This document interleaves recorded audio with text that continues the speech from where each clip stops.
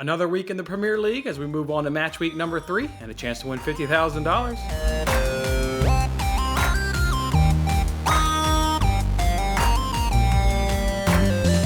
Hey, what's going on, everyone? It's Jason Mattis with Winning Bets, hanging out with you guys on this episode. This is one of the free games that we play, and it's over on the NBC Sports Predictor app where we can win $50,000 if you can correctly predict match week number 3 in the Premier League. They give you 5 games. You got to give them the result and the correct score for all 5 games to take home that $50,000.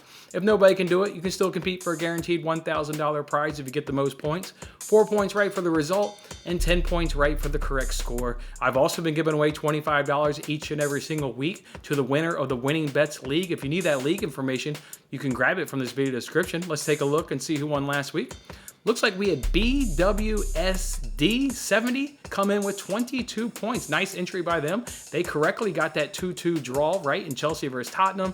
And then they were able to pick up 4 points from the Man City, Brentford, and Nottingham results. So just a fantastic result right there. Make sure you hit me up on Twitter, drop me your PayPal information, and I'll go ahead and send you $25. To go along with the weekly winners, of course, this season we're making things a little bit different. We're giving away a season prize if you can end up on the podium. So if we take a look at those standings, everybody's still very much there. I just want to remind everybody we're competing for $150 for first place, $75 for second place, and $50 for third place. And do not worry if you're coming in, 2 weeks late and you're just joining the group now for the first time. Guys are going to forget. Guys are going to have bad entries. I only got a 4 last week. Speaking of myself, yeah, don't worry if you missed the first 2 weeks. This is a very long 38 weeks and everybody's still very much alive. With that being said, though, in the weekly contest, we all do start off with 0 points. So good luck to everybody this week. It's now time, though, to turn our attention to these 5 games and break them down and, of course, give you guys a score for each one. This one could be the result, or the theme in this week could be clean sheets, possibly. What do I mean that? Let's go ahead and kick it off here with the first match. It's Bournemouth taking on Arsenal. No doubt, Arsenal is by far the better team. Had 2 nice results, beating Crystal Palace 2-0, beating Leicester 4-2. Gabriel Jesus getting on the score sheet in that second fixture against Leicester, looking really good. Arsenal's looking really good. Obviously, they had a great summer, bringing in some nice signings, and it looks like a team that is going to be competing for that top 4, I think, all season long. Meanwhile, there for Bournemouth, got a 2-1 win in the 2-0 win in the opening campaign against Villa. But remind you, both of those goals were on set pieces, and then they got shut out against Manchester City. So still a team that maybe while they have 3 points and they're looking decently so far in the table with 3 points, they've yet to score in open play. Again, Arsenal's the better team. Can they keep a clean sheet? I probably think Arsenal can. I like Arsenal's back 4, like Ramsdale. Again, Bournemouth hasn't scored yet in open play. They're going to be a similar game plan to last week, even though they were at the Etihad last week and they'll be at home this week against Arsenal. It's a game where they're going to be playing on their back foot and probably defending for most of the match. So I like Arsenal. I don't think their goal will be punished. The few opportunities Bournemouth will get, go ahead and give me that Arsenal win, and I'll take Arsenal winning the match 2-0. 2-0 win for me for the Gunners. Next one we go to here is Leeds versus Chelsea. And again, kind of the same scenario as last match. We know who the better team is here. We know Chelsea's the better team over Leeds, but will they be able to keep a clean sheet? Chelsea's won 3 of the last 4 head-to-heads. They've had 1 draw and the opportunity that they could not get the win. They won both of these fixtures last season. They even got a clean sheet last season, 3-0 at Leeds. Again, they're the better team. How much of the better will they get of Leeds? Well, look, Chelsea's coming off a really nice game against Tottenham, 2-2 draw. Fantastic game. Lots of controversy between the goals, having fouls committed in the goals. Obviously, the issues there with, not the issues, but the drama, I guess more to say, with the managers brought a lot of just wildness to that match, and obviously a wild ending there with the handshake. Look, can Leeds punish Chelsea? That's what it comes down to. Will they be able to apply enough pressure? And even in those moments when they apply enough pressure, Mendy is between the posts, and you're talking about a world-class goalkeeper that can make some absolute worldly saves. So can Leeds get one by Chelsea? I struggled a little bit with this one. I said they could at 3-1. So I'm going Chelsea 3-1. Will not be surprised, though, if there's a clean sheet. This is a class above. Leeds should struggle against Chelsea. I'll say 3-1 and hope that Chelsea doesn't get the clean sheet, though. Next one takes us to West Ham versus Brighton. I think this is going to be a good match. I think this is going to be a tough match for either one to win. I feel pretty confident on the low scoring. That is like the one thing. Maybe can't predict a winner in this match, but I'm pretty good on predicting, I think, a low scoring in this match. I think you will see under 2.5 goals cash in this game. West Ham, they need a result, sitting in 19th place. A little outdone hard there against Nottingham. You know, terrible penalty kick by Declan Rice. Absolutely terrible. To see that kick, a little worrisome that he's your best penalty kicker. Not sure why it's not a striker or a playmaker.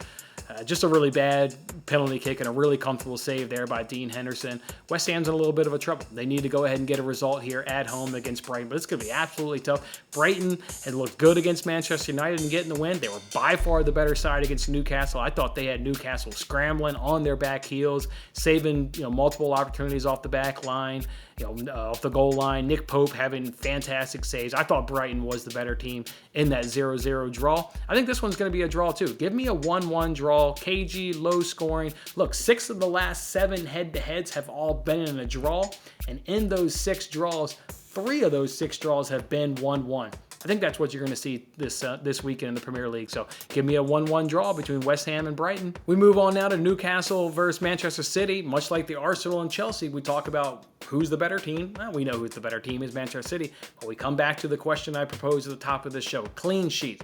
Will Manchester City be able to keep a clean sheet? Hey, this is the battle for Europe. How about that? We got first place taking on 5th place here. Head-to-head, of course, is dominated by Manchester City, as you would expect against most opponents. So what do we want to know, though, within this head-to-head is, can Newcastle score? They've had 2 clean sheets in a row, has Manchester City. Last season, the total aggregate was 9-0. And in fact, in the recent head-to-head, 5 of the last 6 have been a clean sheet. Good test here for Manchester City going up against a Newcastle team that I think will finish in the top half of the table, probably even the top 8 of the table. This will be a nice little test. Going to St. James Park, Eddie Howe will make this one difficult. They'll need a good reaction coming off a frustrating performance there against Brighton, even though they did get the 1 point. Again, I thought they were outplayed by Brighton. All right, I'm going to see. Can City keep a clean sheet? Dominated clean sheets in this fixture. I'm going to say City gets the clean sheet. I was close last week. Remember, I predicted 5-0 last week. It was 4-0.